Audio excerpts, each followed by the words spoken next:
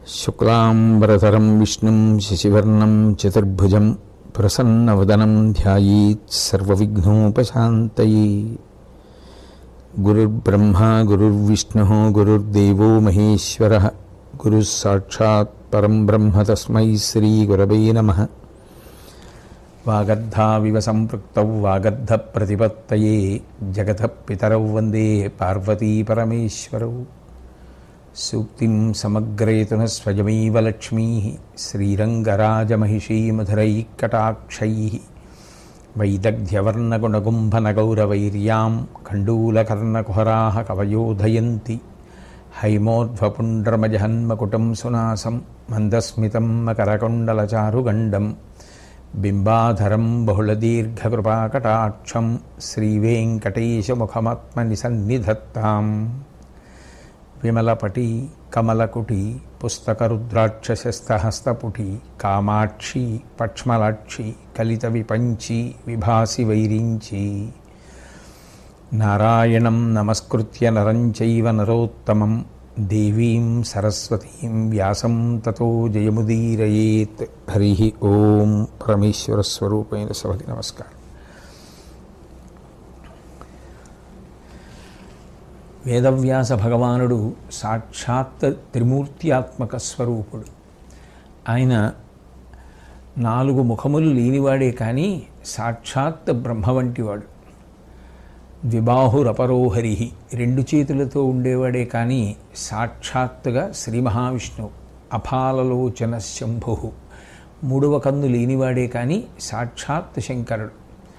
భగవాన్ బాదరాయణ. ఆ వేదవ్యాస భగవానుడు అంతటి గొప్పవాడు.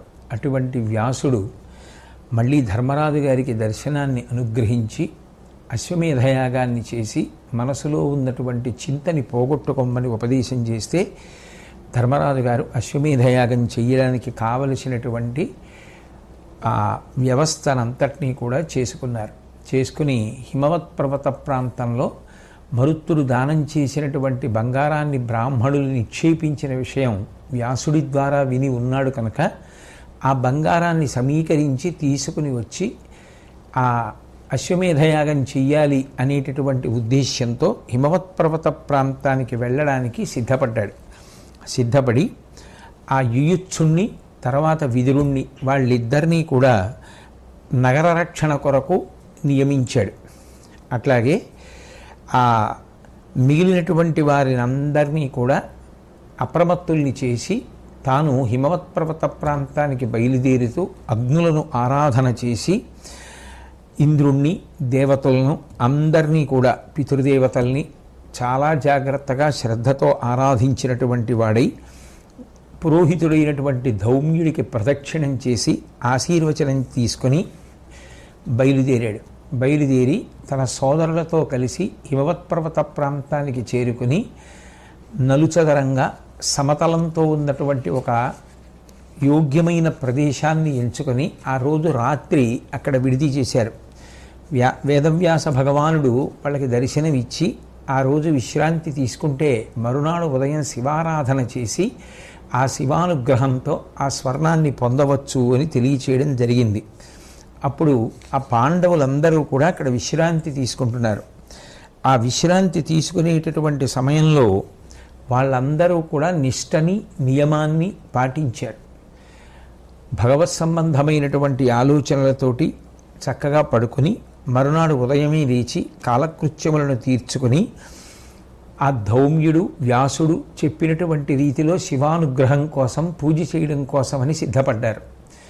దర్భలను పవిత్రమైనటువంటి ప్రదేశంలో ఏర్పాటు చేసి దాని మీద శివుణ్ణి నిలిపి గంధ పుష్ప ధూప దీప నైవేద్యాలతో ఆయనని సంప్రీతుణ్ణి చేసి ఆరాధన చేసి తదనంతరం ముఖ్యమైనటువంటి ప్రమదగణాలకి కుబేరుడికి మణిభద్రుడికి ఇతరమైనటువంటి భూతములకు యక్షులకు మంత్రపూర్వకంగా చేయవలసినటువంటి ఉపచారములన్నిటినీ కూడా చేసి ఆ స్వర్ణమంతా ఎక్కడ ఉన్నది అని చెప్పబడుతోందో ఆ ప్రదేశానికి చేరుకున్నటువంటి వారై ఎర్రని గంధంతో పుష్పాలతోటి ఆ ప్రదేశంలో పూజ చేసి అప్పాలు పేలాలు మొదలైనటువంటివి ఇతర పదార్థములు నివేదన చేసి అక్కడ ఉండేటటువంటి భూతములకు తృప్తి చేసి తర్వాత మహాబలురైనటువంటి వారిని, సైన్యంలో ఉన్న వారిని పిలిచి ఆ ప్రాంతాన్ని తవ్వవలసిందిగా ఆజ్ఞాపించాడు ధర్మరాజు. ఆ ప్రాంతాన్ని తవ్వితే అందులోంచి వెలుగులు విరజిమ్ముతూ విశేషమైనటువంటి స్వర్ణనిధి ప్రకాశించింది. చాలా సంతోషపడిపోయినటువంటి భీమార్జునుల సహదేవులు ధర్మరాజు గారు కలిసి ఆ బంగారాన్నంతటినీ కూడా బాగా బలం కలిగినటువంటి వారికి అప్పచెప్పి మొయ్యమని బళ్ళల్లో సర్దించారు. ఆ ఒంటెల మీద, గుర్రాల మీద, ఏనుగుల మీద, అలాగే అనేక వేల బళ్ళల్లోకి దాన్నంతటినీ కూడా సర్దారు. సర్ది గాడిదలకి కొంత ఎత్తించారు. కొన్ని వేల బళ్ళతో ఈ బంగారాన్నంతటినీ తీసుకుని వారు రాజధాని నగరానికి తిరిగి వస్తున్నారు. ఆ వస్తున్నటువంటి సమయంలో వారు పొందినటువంటి ఆ స్వర్ణ నిధికి అక్కడ ఉన్నటువంటి మనుష్యులు కానీ, శత్రువులు కానీ, దేవతలు కానీ ఆశ్చర్యచకితులయ్యారు. ఈలోగా హస్తినాపురానికి శ్రీకృష్ణ పరమాత్మ బలరాముడితోటి, సాత్యకితోటి కలిసి వచ్చారు. ఆపద్బాంధవుడు, ఎప్పుడు ఎవరికి ఏ ఆపద కలుగుతుందో త్రికాలజ్ఞుడై తెలిసిన్నవాడు కనుక వాళ్ళని ఆదుకోవడం కోసం సరి అయినటువంటి సమయంలో ఆయన వస్తూ ఉంటారు. కాబట్టి ఆ కృష్ణ భగవానుడు హస్తినాపురానికి వస్తే యూత్సుడు వెళ్ళి గబగబా వారికి స్వాగతం చెప్పి తీసుకొచ్చాడు. ఆ కృష్ణ పరమాత్మతో సుభద్ర కూడా వచ్చింది.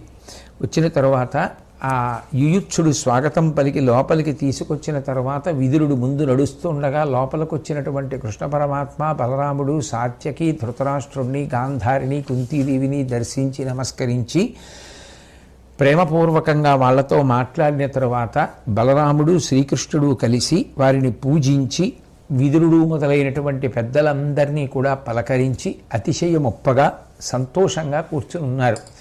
అటువంటి సమయంలో ఆ ఉత్తర గర్భిణి అయి ఉన్నది, అభిమన్యుని యొక్క భార్య. ఆ ఉత్తరకి ప్రసవం జరిగింది. లోపల ఉన్నటువంటి దాది పరమ సంతోషంతో పరిగెత్తుకొచ్చి కుమారుడు కలిగాడని, పాండవ వంశాంకురం జన్మించిందని తెలియచేసింది. బయట ఉన్నటువంటి జనమందరూ ఆ శుభవార్త విని ఎంతో సంతోషించారు. కానీ ఆ దాది మళ్ళీ బాలుడు మృతజాతుండని ఆలోనన ఏడ్పు బెరయ అలమట నొచ్చో ఆ లలనలు ఉగ్గడించిన తేలిరి శోకమున జనులు ధీర విచార.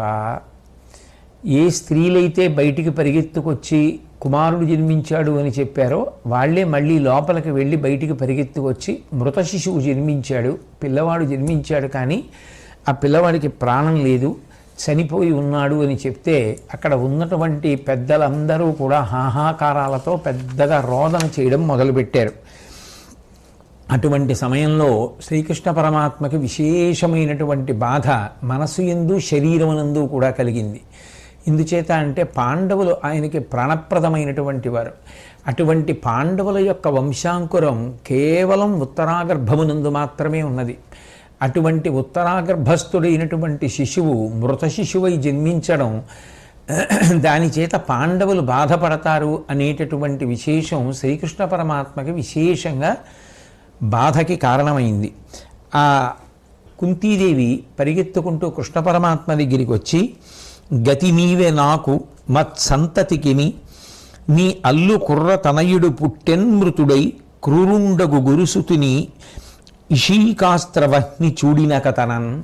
ఓ కృష్ణ, నువ్వు తప్ప నాకు కానీ నా బిడ్డలకు కానీ వీరు గతి అయినటువంటి వాడు లేడు. నీ అల్లుడి యొక్క కుమారుడు ఇవాళ మృత శిశువై జన్మించాడు. ఆ గురుపుత్రుడైనటువంటి అశ్వత్థామ విశేషమైనటువంటి క్రోధంతో ప్రయోగించినటువంటి బ్రహ్మశిరోనామకాస్త్రం ఆ ఉత్తరాగర్భంలో ఉండేటటువంటి శిశువుని కూడా చెనకింది. ఆ కారణం చేత ఆ పిల్లవాడు చనిపోయాడు. దేవకీపుత్ర, సంజీవితు చెయ్యవే అబ్బాలు అద్దారుణాస్త్ర సంప్రయోగంబునడు. అప్పుడు కృపాగరిష్ఠుండవై చేసితి ప్రతిన కాచెద అవశ్యమును ఉత్తరాగర్భజనితు నేనని, బాలు బ్రతుకు తోడిద నాకు బ్రతుకు. ద్రుపద తనయా సుభద్రలు ధర్మజుండు అనుజులా శిశువు సంజీవితు చెయ్యకొన్న బ్రతుకరు. అన్వయమున కుదక పిండ ప్రధానంబులెడలు మత్స్యనందనయును ఒరడింపబడియనొకనాడు నీ చేత దాని ఆర్తి కరుణ తలుగవయ్యా. ఓ దేవకీపుత్ర కృష్ణ పరమాత్మ, సంజీవితు చెయ్యవే అబ్బాలు. మృత శిశువై ఆ పిల్లవాడు మరణించినటువంటి వాడు పుట్టాడు కదా, ఆ దారుణాస్త్ర సంప్రయోగంబునప్పుడు కృపాకరిష్టుండవై చేసితి ప్రతిన. ఒకానొకప్పుడు ఆ అశ్వత్థామని భీమార్జునులు వెంబడిస్తే ఆ సౌప్తిక పర్వంలో ఉపపాండవులని దృష్టజ్యుమ్నుడిని సంహరించినటువంటి అశ్వత్థామ పారిపోయి వ్యాసాశ్రమంలో ఉంటే ఈ భీమార్జునులు వెళ్ళినప్పుడు కృష్ణ పరమాత్మ రథసారథ్యం చేసినప్పుడు భయపడిపోయినటువంటి వాడై బ్రహ్మశిరోనామకాస్త్రాన్ని ప్రయోగించి అపాండమవ్వాలి అని సంకల్పం చేసి ఉన్నాడు. ఆయన సంకల్పం కారణంగా ఉత్తరాగర్భంలో ఉన్నటువంటి శిశువు కూడా చెనకబడతాడు అని తెలుసుకున్నటువంటి నువ్వు ఆనాడే ప్రతిజ్ఞ చేశావు. ఆ దారుణాస్త్ర సంప్రయోగంబునప్పుడు కృపాగరిష్ఠుండవై చేసితి ప్రతిన. ఆ అస్త్రప్రయోగ సమయంలో ఓ అశ్వత్థామ, నువ్వు ఉత్తరాగర్భాన్ని చెనకాలని ప్రయత్నం చేసిన ఆ పిల్లవాణ్ణి నేను కాపాడతాను అని నువ్వు ప్రతిజ్ఞ చేశావు. కాబట్టి కాచత నవస్యమును ఉత్తరాగర్భజనితు నేనని బాలు బ్రతుకుతోడిద నాదు బ్రతుకు.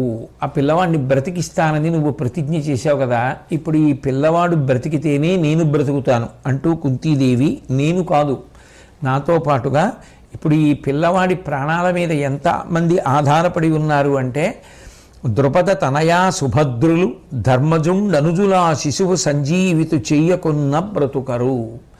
ఉన్న ఒకే ఒక వంశాంకురం కనుక ఈ పిల్లవాడు బ్రతకకపోతే ద్రౌపదీదేవి బ్రతకదు, సుభద్ర బ్రతకదు, పాండవులు బ్రతకరు, నేను బ్రతకను. చిట్ట చివరికి వంశంలో పిండ ప్రదానం చేసేవాళ్ళు, ఉదక ప్రదానం చేసేవాళ్ళు కూడా లేకుండా అయిపోతారు. మత్స్యనందనయును ఉరడింపబడియనొకనాడు నీ చేత. ఆ మత్స్యరాజుపుత్రి విరాటరాజపుత్రి అయినటువంటి ఉత్తర నీ చేత ఒకనాడు ఓదార్పబడింది. నీకేం బెంగలేదమ్మా, నీ గర్భాన్ని నేను కాపాడతానని మాట ఇచ్చావు. కాబట్టి మత్స్యనందనయును ఉరడింపబడియనొకనాడు నీ చేత దాని ఆర్తి కరుణ తలుగవయ్యా. ఇవాళ ఆ కలిగినటువంటి బాధని తొలగించవలసినది అని కుంతీదేవి శ్రీకృష్ణ పరమాత్మను ఉద్దేశించి మొరలు పెట్టి ప్రార్థన చేసింది. సుభద్ర కూడా ప్రార్థన చేసింది. వెంటనే కృష్ణ పరమాత్మ బయలుదేరి ఆ సూతికా గృహంలోకి, పురిటింటిలోకి వెళ్ళి చూశారు. వెంటనే అక్కడ ఉన్నటువంటి ద్రౌపదీదేవి ఉత్తరతో, అరిగో శ్రీకృష్ణ పరమాత్మ వచ్చారు, వినయంగా లేచి నమస్కారం చెయ్యి అని అడిగితే వెంటనే ఆమె లేచి కృష్ణ పరమాత్మని చూసినటువంటిదై ఆర్తితో, ఈ శిశువు తిరిగి నీ చేతనే బ్రతికింపబడాలి, నీ మేనల్లుడి కొడుకు నిజంగా నీకు ఇష్టుడైతే కృష్ణ, ఈ పిల్లవాడిని చంపడం అశ్వత్థామకి సాధ్యమా? నువ్వు ఉదాసీనంగా ఊరుకోబట్టి కదా చంపగలిగాడు.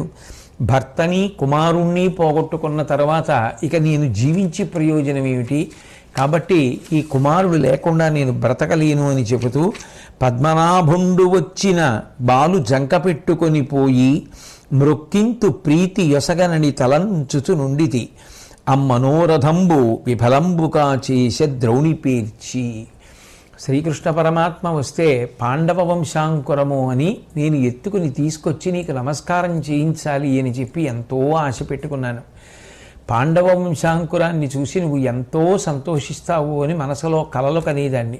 ఇన్ని కలలను కూడా ఆ ద్రోణాచార్యుడి కుమారుడైనటువంటి అశ్వత్థామ అస్త్రప్రయోగం ద్వారా వమ్ము చేశాడు అని ఆమె బాధపడుతూ, తాత లోకగురుడు దామోదరుడు వచ్చియుండ లేచి మ్రొక్క ఉజ్వలాంగ ధర్మవేది అయిన తండ్రికి పుట్టి అధర్మపరుడవకుట తగుని నీకు. ఆ పిచ్చి తల్లి ఆ మృత శిశువు వంక చూసి, నీకు తాతగారు ఆ కృష్ణ పరమాత్మ మహానుభావుడు, లోకములన్నిటికీ కూడా సంరక్షకుడు, అటువంటి వాడు నిన్ను చూడ్డానికి వస్తే లేచి నమస్కరించడం మానేసి అట్లా పడుకుని ఉంటావా? పరమధర్మాత్ముడైనటువంటి అభిమన్యుని యొక్క కుమారుడివి కదా, నువ్వు కూడా ధర్మ పరిపాలన చేసి అటువంటి పెద్దలు వచ్చినప్పుడు నమస్కారం చెయ్యవద్దా అని ఆమె బాధపడి, కనువిచ్చి గొంతి చూడుము నను చూడుము ద్రుపద నృప తనయ చూడుము నీ జనకుని తల్లి సుభద్రం తనయా చూడు తల ఎత్తి దరహాసముతోన్. ఓ పిల్లవాడా, లేచి అదిగో కుంతీదేవి వంక చూడు, నన్ను చూడు, ఆ ద్రుపదుని యొక్క కుమార్తె అయినటువంటి ద్రౌపదీదేవి వంక చూడు, నీ తండ్రి యొక్క తల్లిగారు నాయనమ్మ అయినటువంటి ఆ సుభద్ర వంక చూడు అని ఆ పిల్లవాడిని పట్టుకుని ఏడుస్తూ మూర్ఛతోటి నేల మీద పడిపోయి మళ్ళీ ఆమె లేచి తెలివి తెచ్చుకొని రక్షించు రక్షించు అని కృష్ణ పరమాత్మ యొక్క పాదములను పట్టుకుని ఏడుస్తుంటే శ్రీకృష్ణ పరమాత్మ పరమదయతో కూడుకున్నటువంటి వాడై భయపడకు భయపడకు అని చెప్పి కాళ్ళు కడుక్కొని ఆచమనం చేసి బ్రహ్మశిరోనామకాస్త్రాన్ని ఆయన తన సంకల్పం చేత అణిచివేశాడు. ఆ తర్వాత ఆ మృత శిశువుని, ఆ పిల్లవాడి యొక్క శవాన్ని మంచం మీద పెట్టమని ఆయన ప్రతిజ్ఞ చేయడం ప్రారంభం చేశాడు. ఎందుకని అంటే మళ్ళీ ఆ పిల్లవాడిని బ్రతికించడం కోసం. అది ఆయన పాండవులకు చేసినటువంటి మహోపకారం. మీద బొంకగు మాట ఏ మీరు వినగనాడ ఈ బాలు బ్రతికింతు చూడు డకిల జనులునిప్పుడు తేలుండు సంతసమున దీని విని పాండవులు ప్రీతి నునువారు. మీ అందరూ కూడా చూడండి, నేను ఎప్పుడూ కూడా అబద్ధం ఆడేవాణ్ణి కాను. నేను ఒకనాడు ప్రతిజ్ఞ చేసిన మాట వాస్తవం. అశ్వత్థామ ప్రయోగించినటువంటి బ్రహ్మశిరోనామకాస్త్రం వల్ల ఉత్తరాగర్భంలో ఉన్నటువంటి శిశువుకి ఏ ఆపద రాకుండా అడ్డుపడి కాపాడతాను అని చెప్పాను. ఏ మాట నేను చెప్పానో ఆ మాట వమ్ము కావడానికి వీల్లేదు. ఇప్పుడు ఈ పిల్లవాడిని బ్రతికిస్తాను, మీ అందరూ చూసి సంతోషించండి అని చెప్పి ఆయన ప్రతిజ్ఞ చేయడం ప్రారంభం చేశారు. పగరయడనైన ఏ బొంకు పలుకనేని సమర ముఖమున ఎన్నడు జలిత వృత్తిన్ బిరిది కడుగిడనీని ఈ పిన్నవాని అంగమున జీవమీ ప్రొద్ద అవహిల్లు. నేను ఎప్పుడూ కూడా శత్రువుల విషయంలో కూడా అసత్యం పలకడం అలవాటు లేనివాడనైతే యుద్ధం ఇంకా ప్రారంభం అవుతుందనగా మనసు చెదిరిపోయి విచలితుడనై యుద్ధంలో వెనకంజ వేసి వెళ్ళిపోయినటువంటి వాడను కాకపోతే ఈ మృత శిశువు బ్రతుకుగాక. అంటే నేను ఎన్నడూ శత్రువుల విషయంలో కూడా అసత్యమాడను వాడను మొదటి లక్షణం. 2, ఆయన యుద్ధంలో ఎన్నడూ ప్రారంభంలోనే మనసు విచలితుడై నిరుత్సాహమును పొంది వెనక్కి తిరిగి వెళ్ళిపోని వాడనైతే ఈ మృత శిశువు బ్రతుకుగాక అని మొదటి ప్రతిజ్ఞ. తర్వాత ధరణీసుర కులము నెడంగర మెక్కుడు ప్రియము నాకు కలదీని సధర్మరతుడనయేని ఈ ఉత్తరాసుతుడు లబ్ధ జీవితత్వము నందున్. నాకు బ్రాహ్మణులు అంటే విశేషమైనటువంటి ప్రేమ ఉన్నది నిజమైతే, ధర్మమునందు నేను ఆసక్తి కలవాడనైతే ఈ ఉత్తర యొక్క కుమారుడైనటువంటి ఈ పిల్లవాడు తిరిగి జీవించుగాక. నరునియడనా మనంబున విరోధమెన్నడును నేమి విధంబున నైనింబరయమి నిజమేనియు సుస్థిరముగ ఈ బాలుమేను జీవమునందున్. నేను ఎప్పుడు ఏ కారణం చేత అర్జునుడి పట్ల వైరం పొందకుండా ఉండడం అనేటటువంటిది నిజమైతే ఈ మృత శిశువు యొక్క శరీరములోకి ప్రాణములు ప్రవేశించి ఈ పిల్లవాడు సజీవుడగునుగాక. నిక్కపు ధర్మవు నన ఏన్ అక్కంసాదుల వధించుటారసి చూడం నిక్కువమై ఆర్యజనులకెక్కిన ఏని అసువర్గమీ శిశువు కనున్. నేను కంసుడు మొదలైనటువంటి రాక్షసుల్ని సంహరించాను.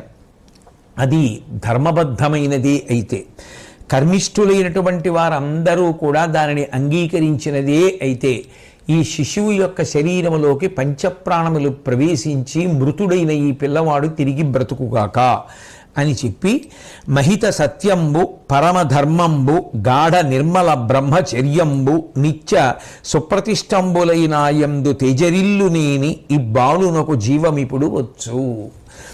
నేను ఎప్పుడూ సత్యాన్ని పలికినటువంటి వాడనైతే, ఉత్కృష్టమైనటువంటి ధర్మాన్ని నిరంతరము పరిపాలించిన వాడనైతే, అస్కలిత బ్రహ్మచర్యము నా యందు ఉంటే ఈ పిల్లవాడికి ఇప్పుడే ప్రాణము వచ్చి కదులుగాక అని ప్రతిజ్ఞ చెయ్యగానే అక్కడ ఉన్నటువంటి ఆ పిల్లవాడి యొక్క అవయవములు కదలడం ప్రారంభం చేశాయి. వాడు కళ్ళు విప్పి చూశాడు. అక్కడ ఉన్నటువంటి కుంతీదేవి, మిగిలినటువంటి స్త్రీలు అందరూ కూడా పరమానంద భరితులైపోయి శ్రీకృష్ణుణ్ణి స్తుతించారు. ఆ మృతి చెందినటువంటి పిల్లవాడిని నిజానికి శ్రీకృష్ణ పరమాత్మ బ్రతికించారు. అంటే యథార్థంగా ఆలోచించాలి అంటే ఆ పిల్లవాడు మృత శిశువై జన్మించినటువంటి కారణం చేత పాండవ వంశం అంతరించిపోయింది. అంతరించిపోయినటువంటి పాండవ వంశాన్ని మళ్ళీ నిలబెట్టినటువంటి ఘనత మహానుభావుడైనటువంటి శ్రీకృష్ణ పరమాత్మకి దక్కుతుంది. ఎప్పుడో వచ్చేటటువంటి ఆపదని గుర్తించి అటువంటి ఆపద ఏర్పడినా నేను ఆ పిల్లవాడిని కాపాడతానని, పాండవుల వంశాన్ని నిలబెడతానని అశ్వత్థామ దగ్గర ఏ ప్రతిజ్ఞ చేసి ఉన్నారో ఆ ప్రతిజ్ఞని నిజం చేసి అస్త్రము చేత చెనకబడినటువంటి శిశువుని తిరిగి బ్రతికించి పాండవులకు, కుంతీదేవి మొదలైన వారికి అందరికీ కూడా ఎంతో సంతోషం కలిగేటట్టుగా చేశారు. వెంటనే ఉత్తర ఆ పిల్లవాడిని ఎత్తుకొని పరిగెత్తుకొచ్చి ఆ శ్రీకృష్ణ పరమాత్మ యొక్క పాదముల దగ్గర శిరస్సు ఉంచి నేల మీద నుదురు మోపి తన యొక్క ప్రగాఢమైనటువంటి భక్తి ప్రపత్తులను, సంతోషాన్ని ఆవిష్కరించింది. ఇక ఆ సమయంలో నిజానికి మాట్లాడడానికి మాటలు ఏముంటాయి? ఇంకా కృష్ణ పరమాత్మకి ఏమిచ్చి రుణం తీర్చుకోగలదా తల్లి?